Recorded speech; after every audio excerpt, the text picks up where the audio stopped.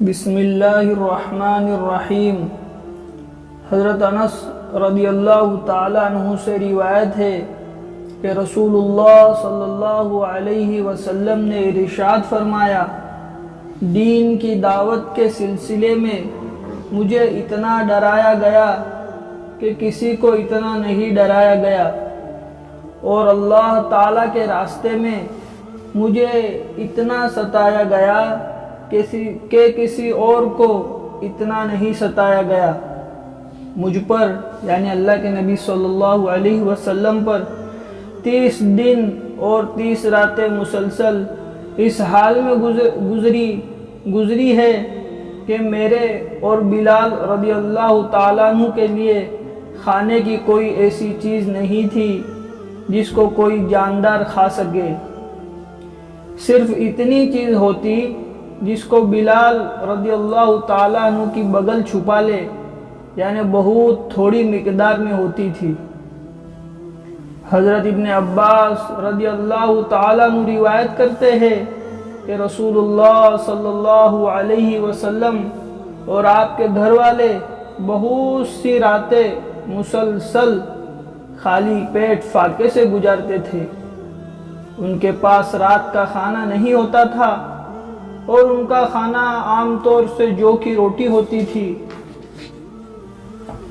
حضرت عائشہ رضی اللہ تعالیٰ عنہ فرماتی ہے کہ رسول اللہ صلی اللہ علیہ وسلم کے وفات پا جانے تک آپ کے گھر والوں نے جو کی روٹی بھی کبھی 2 دن مسلسل پیٹ بھر کر نہیں کھائی۔ حضرت انس بن مالک رضی اللہ تعالیٰ عنہ روایت کرتے ہیں کہ ایک مرتبہ حضرت فاطمہ رضی اللہ عنہا نے رسول اللہ صلی اللہ علیہ وسلم کو جو کی روٹی کا ایک ٹکڑا پیش کیا۔ کس نے پیش کیا؟ حضرت فاطمہ رضی اللہ تعالیٰ عنہ نے اللہ کے نبی صلی اللہ علیہ وسلم کو جو کی روٹی کا ایک ٹکڑا پیش کیا۔ آپ صلی اللہ علیہ وسلم نے ارشاد فرمایا، 3 دن میں یہ پہلا کھانا ہے جس کو تمہارے والد یعنی حضور صلی اللہ علیہ وسلم نے کھایا ہے۔ ایک روایت میں ہے کہ رسول اللہ صلی اللہ علیہ وسلم نے صاحبزادی سے پوچھا، یہ کیا ہے؟ انہوں نے عرض کیا، ایک روٹی میں نے پکائی تھی، مجھے اچھا نہیں لگا کہ میں آپ کے بغیر کھاؤں۔ یہ حالت جو ابھی اپنے سن رہے ہیں کہ 30 دن تک کھانا نہیں ہے، یا اتنا ہی کھانا آتا جتنا کہ بالکل نہیں جیسا، یہ کس کے بارے میں پڑھا جا رہا ہے؟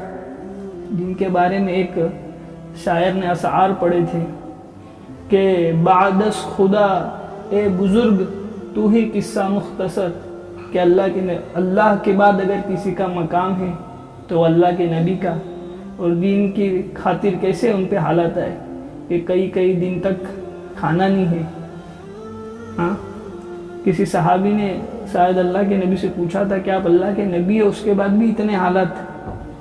تو کہیں پر بیٹھے تھے تو سامنے پہاڑ تھا، میں نے ایک بہت بڑے بزرگ کے بیان میں سنی تھی یہ بات۔ تو اللہ کے نبی نے کہا کہ اے فلاں، اگر میں اشارہ کروں یہ پہاڑ کی طرف تو یہ سونے کا بن کے میرے ساتھ چلنے لگے۔ تو صرف اتنا کہنا تھا تو وہ پہاڑ اپنی جگہ سے چلنے لگا۔ تو اللہ کے نبی نے کہا کہ میں نے مثال دی تو کیوں چلنے لگا؟ تو وہ پہاڑ اپنی جگہ پر واپس چلا گیا۔ پھر آج 1400-1450 سال کے بعد وہی پہاڑ پورا سونے کا نکلا، اور عرب حکومت نے اس سے بہت فائدہ اٹھایا۔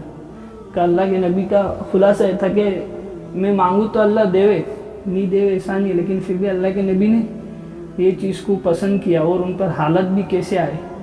کیا فرمایا کہ بعدس خدا اے بزرگ تو ہی قصہ مختصر، اللہ کے نبی پھر بھی اتنے حالات ہیں ان کے اوپر۔ حضرت سہل بن سعد سعیدی رضی اللہ تعالیٰ عنہ فرماتے ہیں کہ ہم غزوہ خندق میں رسول اللہ صلی اللہ علیہ وسلم کے ساتھ تھے۔ آپ خندق کھود رہے تھے اور ہم خندق سے مٹی نکال کر دوسری جگہ ڈال رہے تھے۔ آپ صلی اللہ علیہ وسلم نے ہمیں اس حال میں دیکھ کر فرمایا، اے اللہ، زندگی تو صرف آخرت کی ہی زندگی ہے، آپ انصار اور مہاجرین کی مغفرت فرما دیجئے۔ حضرت عبداللہ بن عمر رضی اللہ تعالیٰ عنہ فرماتے ہیں کہ رسول اللہ صلی اللہ علیہ وسلم نے بات کی اہمیت کی وجہ سے متوجہ کرنے کے لیے میرے کاندھے کو پکڑ کر ارشاد فرمایا، تم دنیا میں مسافر کی طرح یا راستہ چلنے والے کی طرح رہو۔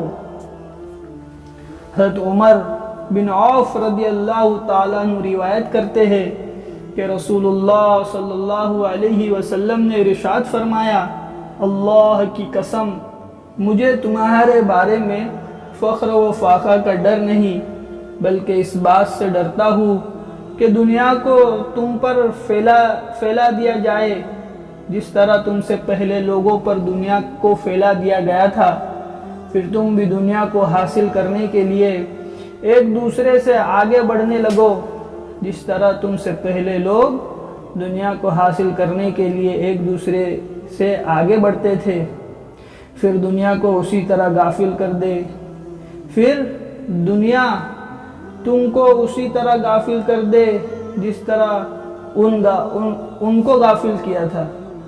رسول اللہ صلی اللہ علیہ وسلم کا ارشاد، تمہارے بارے میں فخر و فاخر کا ڈر نہیں، کا مطلب یہ ہے کہ تم پر فخر و فاخر نہیں آئیں گا، یا مطلب کہ اگر فخر و فاخر کی نوبت آئے تو اس سے تمہارے دین کو نقصان نہیں پہنچے گا۔ سبحان اللہ و بحمدہ، سبحانک اللہم و بحمدک۔